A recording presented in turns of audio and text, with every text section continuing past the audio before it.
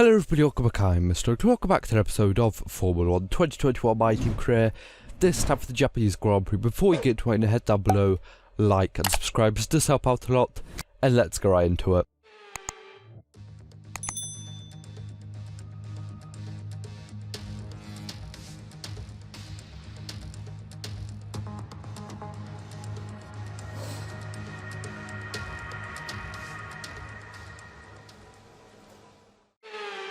So here we are at the Suzuka International Circuit in Japan for the Japanese Grand Prix, round 17 I'm pretty sure, of Season 2 of My Team Career. I didn't really have planned to have Season 2 finished before the end of last year, but that definitely didn't work out as I missed out quite a lot of upload dates, but hopefully for next year it'll go out a little bit better than what happened this year. But yes, this race over here, on the last game I'm pretty sure we scored the podium here. Maybe, I'm not really sure, because I think this is probably the worst, I'm not even joking, the worst circuit for the stock or like really not upgraded My Team car out of all of them, because you just need everything. You need cornering speed for the first sector. I'm pretty sure I'm getting deja vu from saying the same thing, I'm pretty sure, on the last game, or maybe even last season for this race. Of course, Sector 1, the last couple corners as well, you need some downforce to be able to actually get around, especially in Sector 1, the S section and all of that. But then, of course, basically from Sector 2, the hairpin, all the way to the end, you really need quite a lot of top speed, because, well, it's basically all flat out over there. So you need to kind of have to have a good car to be able to have both. P14 not really the best, 2 seconds off pole, Max Verstappen on pole from Sainz and Perez.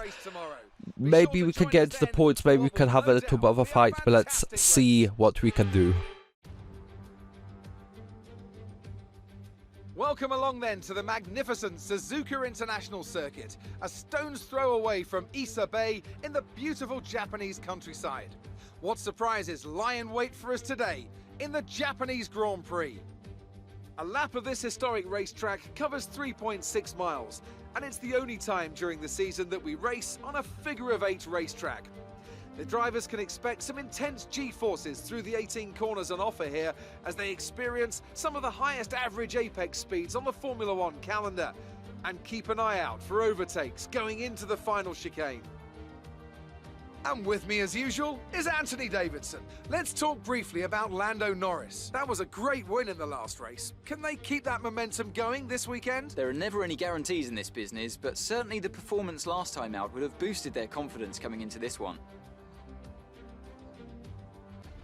It's time to see how our drivers are stacking up after yesterday's exciting qualifying session. Max Verstappen put in a fantastic lap yesterday, and he starts from pole position. A very happy Carlos Sainz will start second. Moving on to the rest of the grid, we have Perez, Ricciardo, Lewis Hamilton and Bottas, Leclerc, Giovinazzi, Ocon and Yuki Tsunoda, Vettel, Red, George Russell and Stroll. Norris, they'll be starting further back after an earlier grid penalty. Lundgaard, Nicholas Latifi and Mick Schumacher, Joe, Delatraz, Gasly and Nikita Mazepin. That's it then, it's time to go racing as we head to trackside for today's race. So here we are lined up in P12. We luckily have avoided further penalties, as I'm just really kind of cleverly picking out when we switch components on the car. But yeah, 2 people got penalties, or maybe even more. That's why we moved up to P12 from P14 in qualifying, as we dive down the inside of Sebastian Vettel down into turn 1 and already up to P11. That is good. Now I'm following my kind of strategy over here, which I said that I would follow basically in every single race now. Which is start on softs, then go on mediums, because that's probably just the best thing you can do. That's what the AI do basically every single race. Sometimes start on softs or hards, then maybe switch to the softs or mediums later, but 99% of them start on softs, finish on mediums. That's what we are going to do from now on to as we dive down the inside of the Alpine of Esteban Ocon over there and up to P10. So already up to the points, but this corner over here out of the hairpin going towards the spoon curve over here, this is probably the worst part for my car on this track because I just didn't have enough top line speed.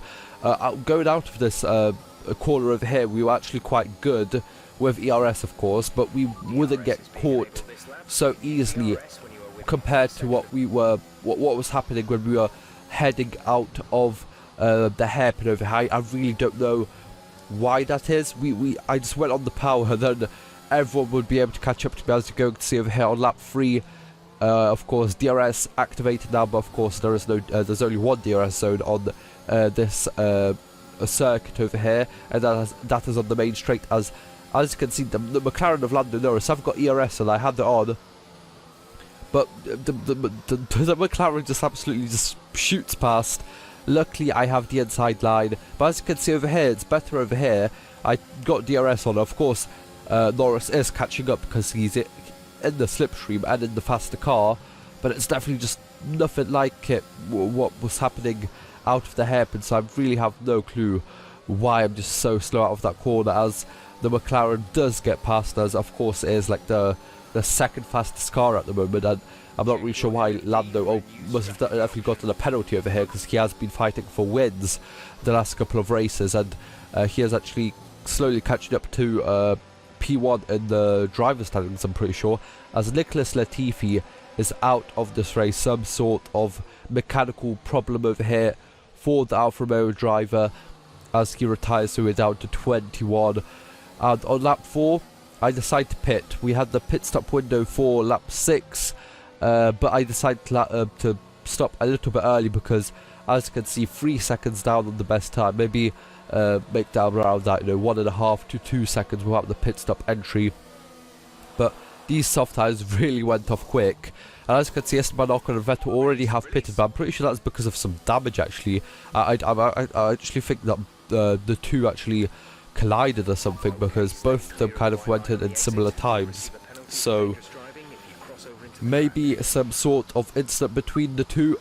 I don't really see it anywhere, so we can only speculate over there on that matter. But we come out of the pits about 4 seconds ahead of Ocon, and as you can see on lap 7 already, that gap is down to 3/10. So we are really struggling for pace, for race pace in this race, because of course qualifying P14, that was a really decent quali. Normally we qualify around P16 or something like that, so P14 is quite good. And of course starting P12 as Esteban Ocon on lap 8 goes for the move, but we have the inside line, which normally isn't the way to go into turn 1 over here. Normally the outside line is better because you get the racing line and you can just zoom around the outside, but I kind of pushed out Ocon wide over there, and I made sure to keep that inside line. As on lap 9 we actually get past Stroll with a huge drift around the first turn over here, and absolutely lost all control of the car. As you can see from the outside, not really the best view, you can't really see it, but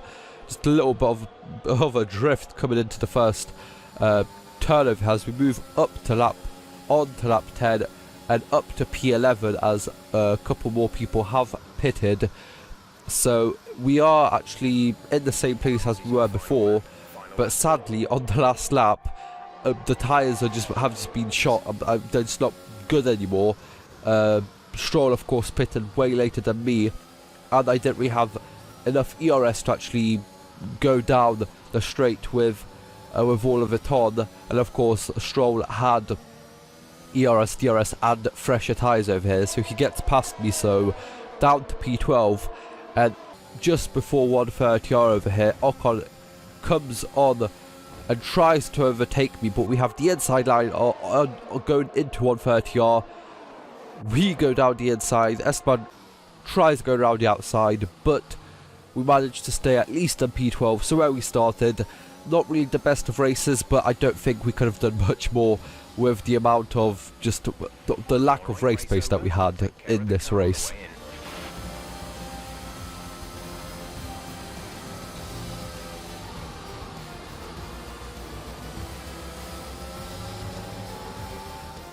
Victory for the team from Milton Keynes then, after a quality performance.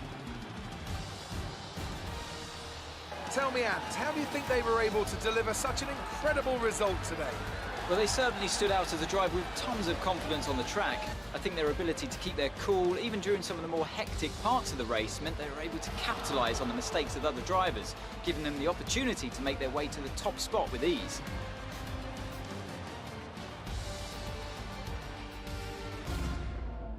Red Bull put up an outstanding fight for the front position today, and it's great to see it paid off for them. They do so much for the sport that you can't help but be delighted by today's race win.